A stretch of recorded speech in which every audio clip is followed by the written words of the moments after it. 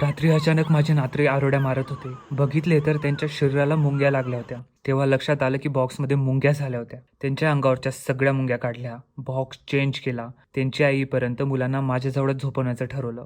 पहाटे पहाटे मॅडम आल्या. बॉक्समध्ये मुलं न दिसल्यामुळे मॅडम खूप घाबरल्या. त्यांना वाटलं की मुलांना कोणीतरी किडनॅप केलं. पण तिला काय माहीत, जोपर्यंत हे आजोबा जिवंत आहेत तोपर्यंत माझ्या नातवांना कोणी हात सुद्धा लावू शकत नाही, मी सोडून. नेहमीसारखा माझ्यावर अविश्वास दाखवून ती तिच्या मुलांना तिच्या नवीन घरात घेऊन गेली. सकाळी उठून पुन्हा बघितलं तर त्या नवीन बॉक्समध्ये सुद्धा मुंग्या झाल्या होत्या. बॉक्समध्ये पुन्हा मुंग्या येऊ नये म्हणून खडू मारला आणि त्यांच्या घराची जागाच बदल केली. फक्त जागा चेंज केली, रूम तोच आहे. ठीक आहे, आता पोरांना इकडे तिकडे नको उचलून घेऊन जाऊ. एवढा तर विश्वास ठेव बापावर. प्रॉब्लेम काय तुझा? ही नवी जागा आवडत नाही तुला? ही जुनीच जागा पाहिजे असं?